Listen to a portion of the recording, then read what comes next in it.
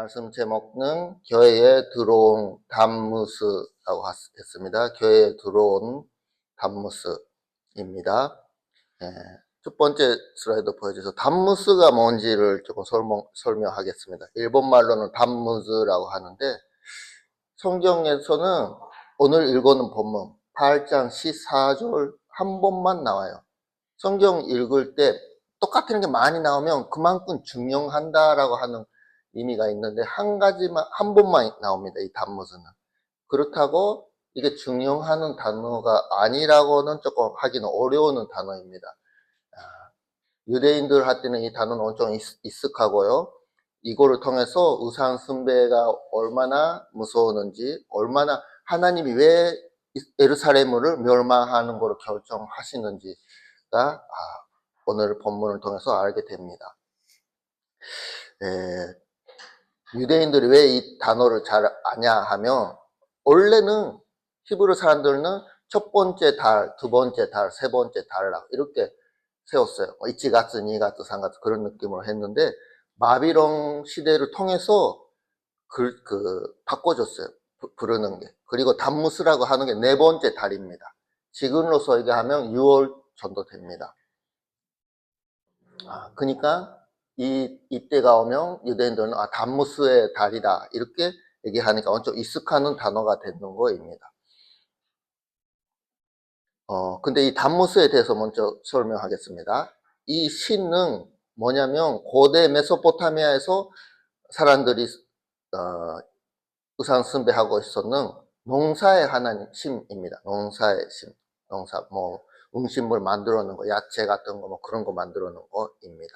여기 나오죠. 담무즈 해갖고 두무지라고 하는 건 또 다른 이름이고 아내가 있습니다. 아내가 이쪽에 이슈타르라고 하는데 이난나라고도 하는 이름이 있습니다.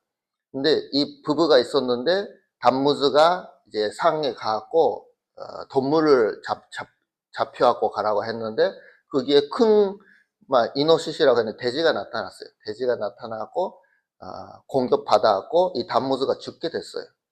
담무즈가 죽게 되니까 아내 이 이슈타르가 많이 울어요. 울어갖고 어떻게 했냐 하면 이제 죽어갖고 음부에 들어갔으니까 음부까지 가갖고 여러 가지 일이 있었지만 담무즈를 데려오게 됩니다. 근데 완벽하게 데려오는 게 못하고 일시적으로 살아남게 되는 거예요. 그 기적이라고 하나? 기적적이 아니라 하루, 낮,秋, 봄, 여름, 가을, 겨울, 기절마다 부활하는 신이 되는 겁니다. 계절, 그래서 죄송합니다. 계절이다. 기절이 아니라 계절마다. 네. 이게 그냥 이야기가 아니고 이게 무슨 의미가 있냐 하면 농사의 계절을 설명하고 있는 겁니다. 담무즈가 부활하는 거는 봄이고 이때 많이 농사가 잘 되는 겁니다. 근데 담무즈가 죽을 때가 언제냐?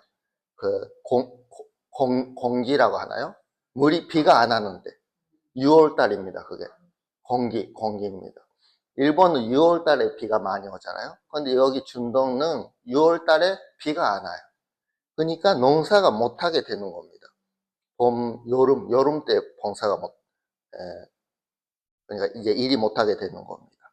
그리고 담무즈가 죽고 이제 또 이 아내가 음부에 가고 하니까 신이 없잖아요. 그러니까 그때가 여름, 가을, 겨울이 되는 겁니다. 그런데 담무즈가 다시 부활하는데 봄이니까 그때 농사가 잘 된다 하는 겁니다. 무슨 말인지 알겠어요? 그러니까 이 계절을 신으로 바꾸는 게 이 담무즈의 신화입니다. 농사 짓는데 6월 달에 왜 농사가 잘 안 되냐? 비가 안 하니까 그렇게 생각하는 게 아니고 담무즈가 죽었으니까. 그러니까 농사가 안 된다. 봄 때 농사가 잘 된다. 왜냐? 담무즈가 부활하니까. 그러니까 농사가 잘 된다라고 하는 겁니다.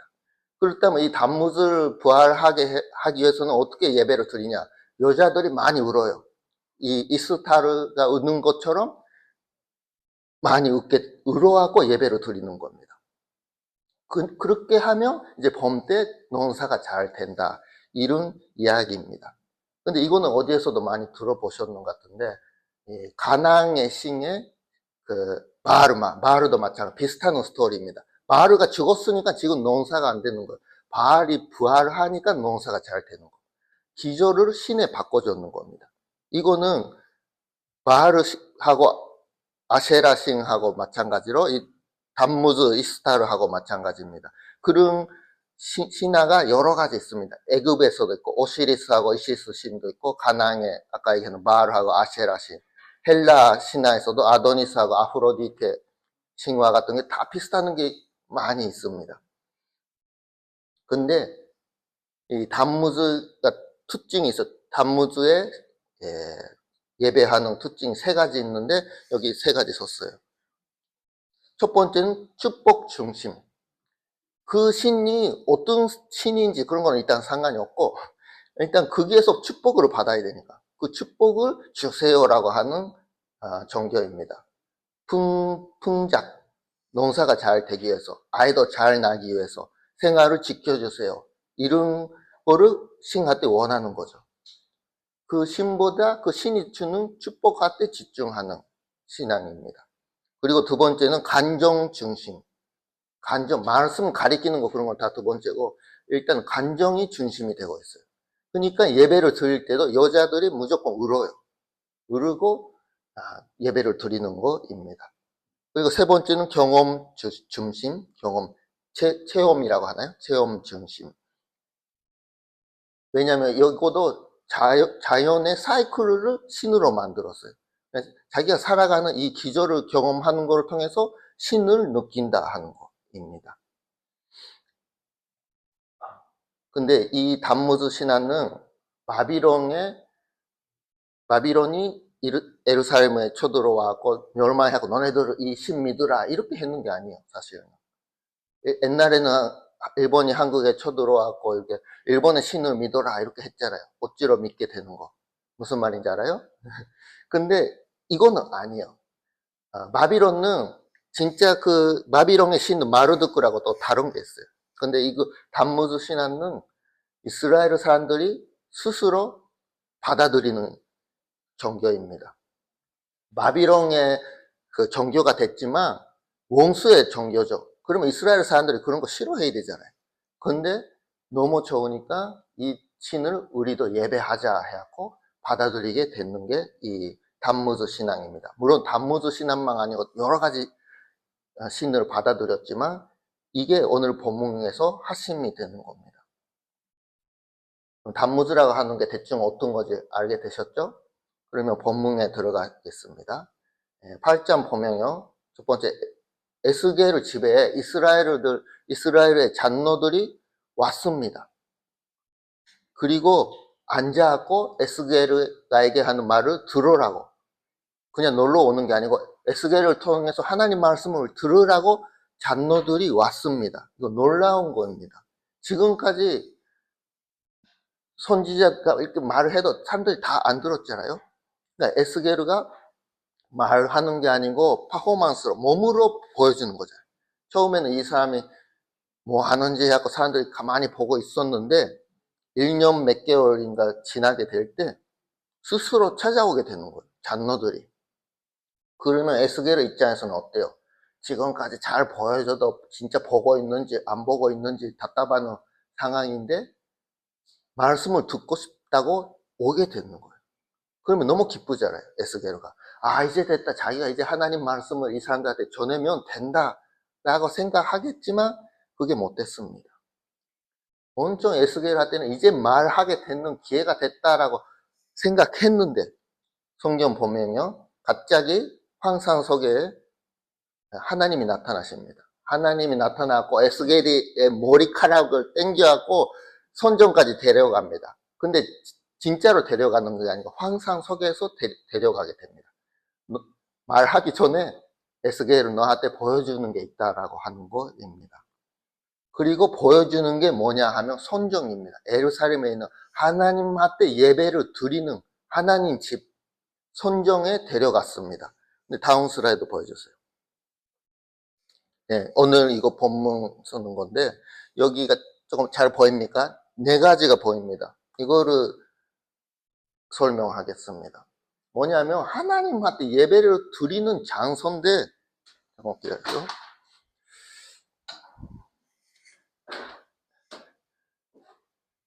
여기에 우상이 있고, 여기에도 벽에다가 뭔가 돈물이 많이 있고, 여기서 예배 드리는 사람이 있고, 이 울고 있는 여자들은 단무즈로 예배하는 사람.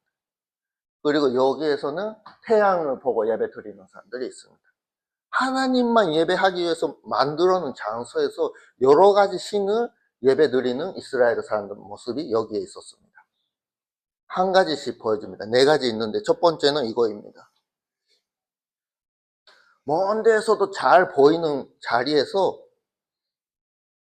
이게 뭐가 있냐면 마르의 안에 아세라 동상입니다. 이스라엘 백성들은 이 시대 때 하나님이 혼자잖아요. 아내가 없잖아요. 그러니까 이 아세라를 하나님의 아내로 삼으자라고 해갖고 동산을 여기에 만들어 놓은 거예요. 우리의 하나님의 아내는 이 아세라다. 마르 아내를 데려와갖고 하나님의 아내다. 이렇게 해갖고 예배 드리는 거입니다. 다음 슬라이드 보여주세요. 여기 선정 설명하겠습니다. 여기 선정. 여기가 선정이 있고, 여기가 제일 중심.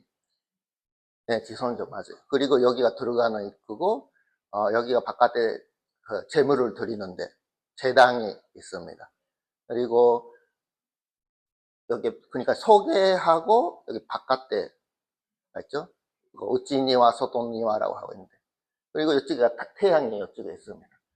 왜냐하면 이 손전은 언제나 돈 쪽에서 이렇게 들어오게 만들어니까. 근데 하나님이 에스겔을 데려와서 먼저 여기에서 보여주는 거예요. 여기에 아세라 동상이 있습니다. 이거를 보여주고 이스라엘 사람들이 이렇게 우상 숭배하고 있는 거를 보여주는 겁니다. 가나안의 신의 아내를 이렇게 여기에서 예배하고 있는 겁니다. 그 두 번째 보여주는 거는 여기 벽에 있는데 벽 소개를 보여주는 겁니다. 벽 속에 보면 뭐가 있냐면 뭐라고 하죠? 밑에를 이렇게 곤충 같은 것도 있고 뱀 같은 것도 있고 그런 것도 있고 괴물 같은 거 동상이 많이 있는 겁니다. 벽 속에 있습니다. 그러니까 뭐냐면 숨어서 그 예배를 드리고 있는 거, 우상할 때 예배를 드리고 있는 겁니다. 근데 이게 뭐냐면 놀라운 게 70명이 이 벽 속에서 우상 숭배를 하고 있는데 70명 잔노들이 이스라엘 백성들을 하나님한테 인도해야 되는 사람들이 하나님 선정해서 우상 숭배를 하고 있는 거입니다. 근데 이 신들은 뭐냐면 애굽에서 오는 겁니다. 애굽에서는 동물을 곤충 같은 것도 다 신으로 만들어요. 동물들은 다 신이 되는 거예요. 팔 있잖아요. 팔 나타나는 거. 그것도 신이 되는 겁니다. 애굽에서는. 왜 이런 거를 했냐 하면 잔노들이 이제 나라가 바빌론과 크게 되고 자기들이 이제 멸망하게 되니까 애굽할 때 위지하라고 그런 마음이 있는 거를 여기에서 우리가 볼 수 있는 거입니다. 그리고 세 번째 어디에 가냐 하면 여기를 있고 보여주고 이쪽에 갑니다. 여기에 단무즈의 동상가 있고 거기에서 울고 예배드리는 여자들이 있는 겁니다. 감정적으로 눈물을 흐리고 우리가 엄청 예배 잘했다 그렇게 느끼게 되는 겁니다. 그게 그 단무즈의 예배 스타일입니다. 이곳 바빌론 신잖아요. 바빌론 신에 자기들 나라를 멸망하게 싱할 때 위지하는 모습을 보게 되는 거입니다. 그리고 마지막에 보는 거는 뭐냐? 여기에 옵니다. 거기 이 선정 여기서 앞에서 있게 되는데 25명, 25명이 여기에서 하나님을 예배 드려야 되는 반대로 보고 태양 쪽으로 파고 예배를 드리고 있는 겁니다. 왜 25명이라고 하는 거라고 하면 다윗이가 이 제사장 제도를 만들 때 24명, 24개 팀으로 나눴어요. 그래갖고 돌아가면서 성기라고 하는데 그 24 플러스 대제사장 한 명이니까 합쳐갖고 25명입니다. 그러니까 하나님한테 예배를 드리는 제사장들이 다 우상숭배를 하고 있다. 하나님을 안 보고 태양을 보고 예배 드리고 있는 모습을 보게 됩니다. 이거를 하나님이 너가 말하기 전에 너가 봐야 되는 게 있다 하고 데려오는 게 이거입니다. 왜 이거를 보여주는 거입니까? 예루살렘가 무너지는 이유가 이거라고 하는 겁니다. 장로들이 오고 말씀을 듣고 싶다 하고 너 앞에 앉아고 있지만 마음속에는 이런 짓을 하고 있다고, 회개를 하나도 안 하고 있다 하는 것을 알려주는 것입니다. 여기는 하나님만 예배 드리는 장소입니다. 근데 다른 신을 다 데려오고 마음대로 예배 드리고 있는 겁니다. 무슨 느낌이냐면, 예를 들면 남자가 아내가 있는데 바람을 피웠어요. 바깥에서 숨어서 바람 피우면 그것도 안 되지만 일부러 집에까지 데려와고 바람 피는 겁니다. 하나님이 얼마나 화가 나겠어요. 이런 짓을 하고 있습니다. 우리 그래도 하나님한테 예배 드리고 있잖아, 이렇게 얘기하는 게 이스라엘 백성들입니다. 그러니까 하나님이 이런 이유로 이제 이스라엘은 멸망하게 된다 하는 것을 가리키고 있습니다.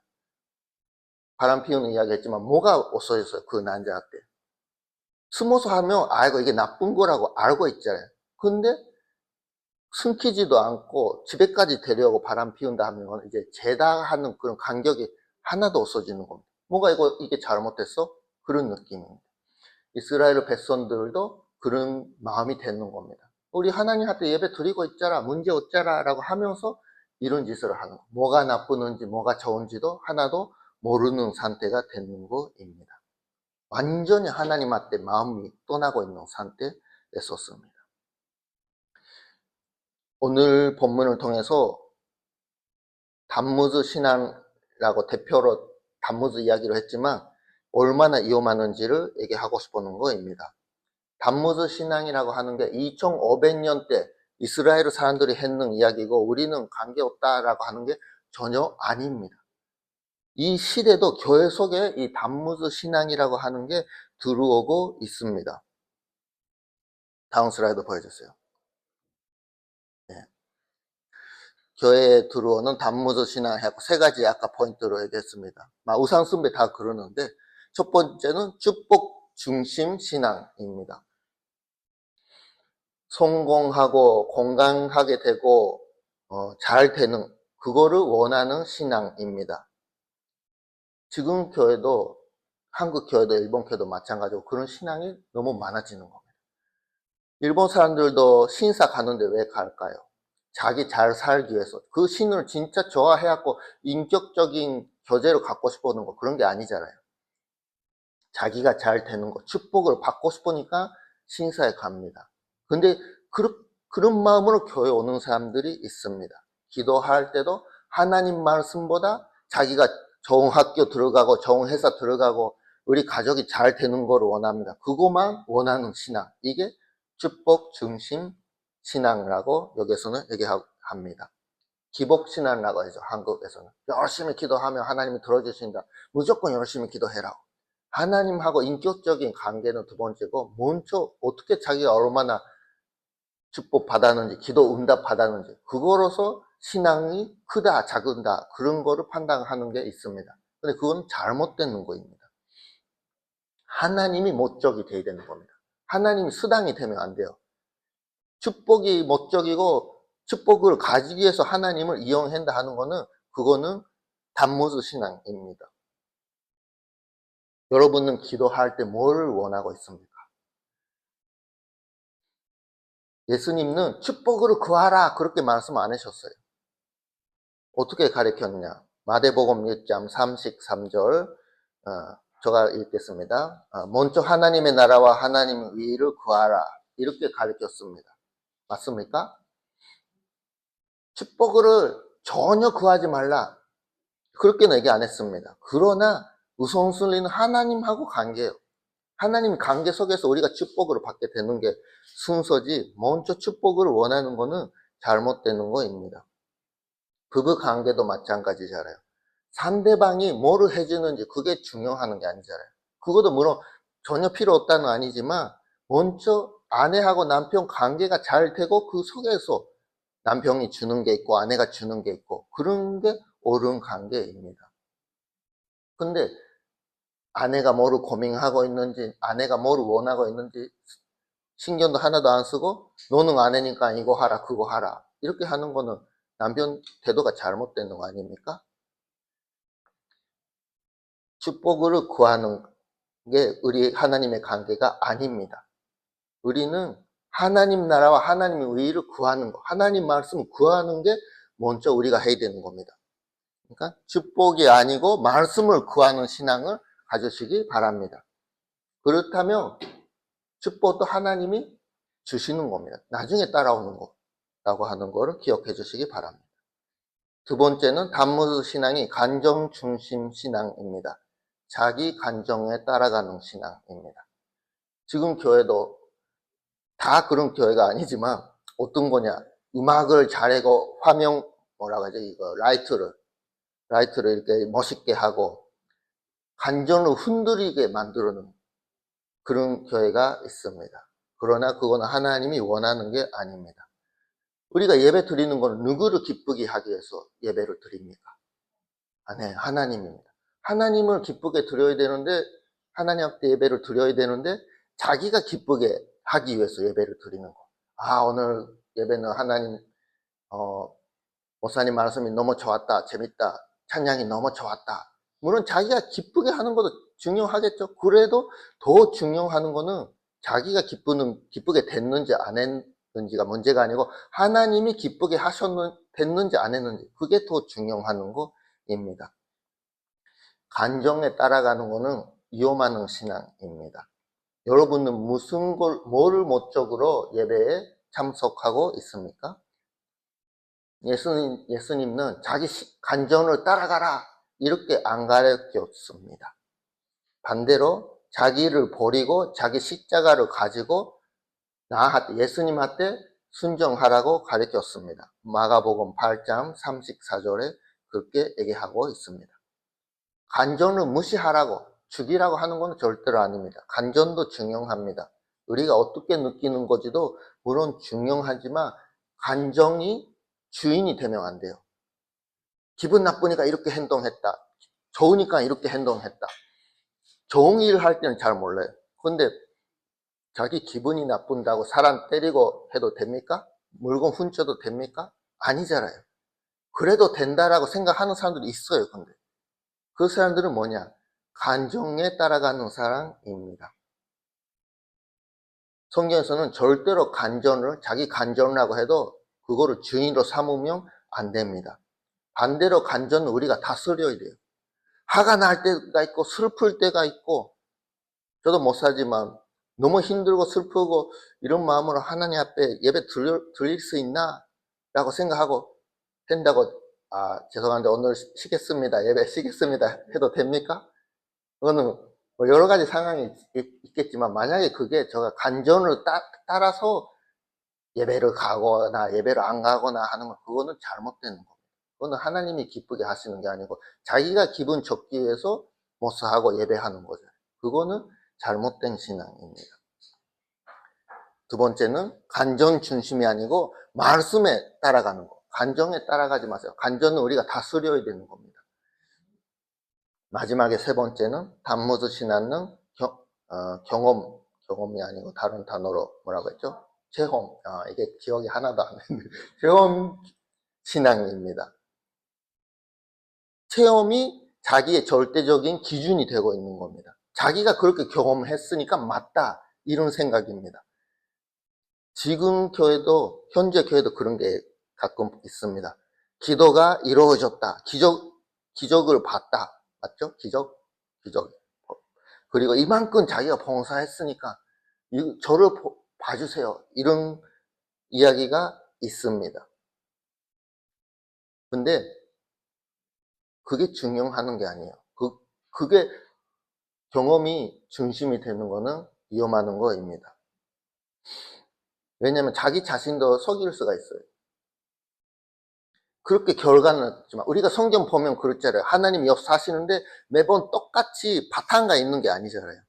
어때는 이때는 열심히 전쟁하고 이기게 되고, 이럴 때는 하늘에서 뭐가 내려오고, 이럴 때는 사람들이 겁이 나고 도망가고 여러 가지 있잖아요. 근데 경험했다, 이게 오른다 하면 그기만 붙잡게 됩니다. 그렇게 하면 실수하게 됩니다. 우리가 붙잡아야 되는 거는 이 자기가 느끼는 거, 경험했는 게 아니고 하나님 말씀이니까 입니다.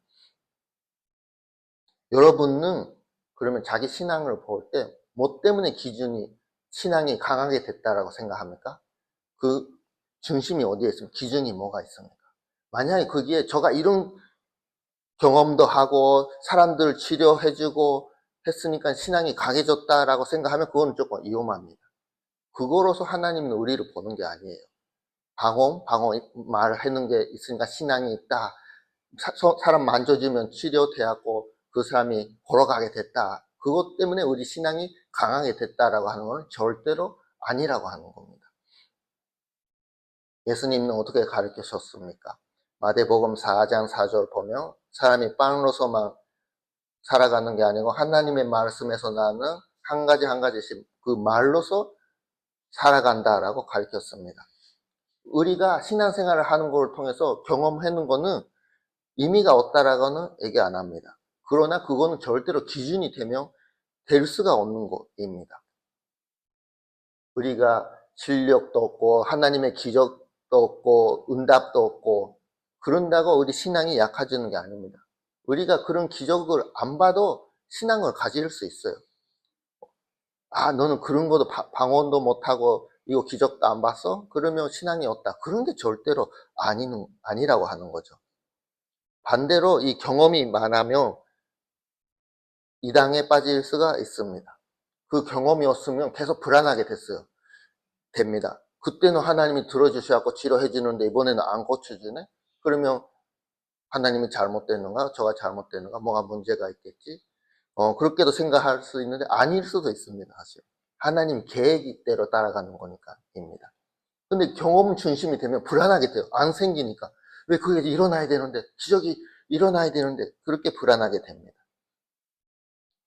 신앙 중심은 경험이 아니고 말씀이 기준이 돼야 되는 겁니다.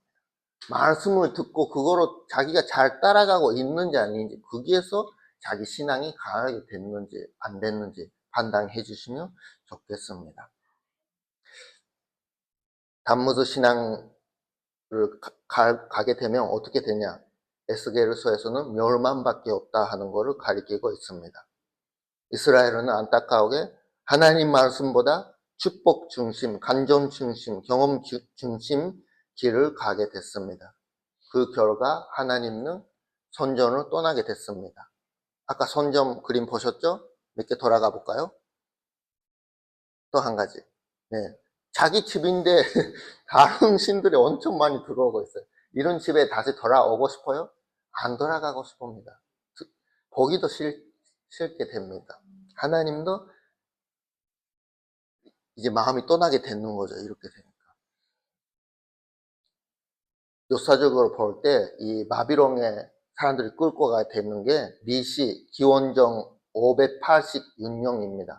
근데 그게 언제 시작했냐 하면 단무즈의 다리에 그게 시작됐습니다. 네 번째, 히브리에서는 네 번째 달이죠. 지금 6월 전도, 6월부터 7월 전도입니다. 선정이 무너지기 시작하게 됐습니다. 바빌론 이게 끝나게 되고 다시 이제 새롭게 만들었잖아요. 에스라와 느헤미야를 통해서 만들게 됐죠. 그리고 로마 시대가 들어가게 되고 선정이 다시 무너지게 되는 게 AD 70년입니다.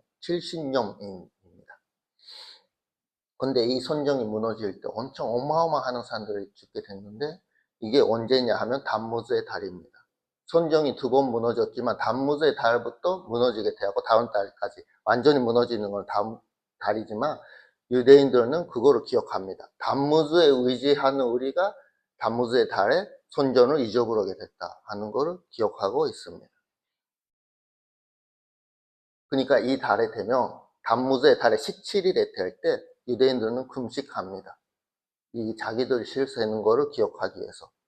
축복 중심으로 살아가는 결과 축복을 잊어버리게 되고 간정 중심으로 살아가는 결과 기쁨을 잊어버리게 됐습니다.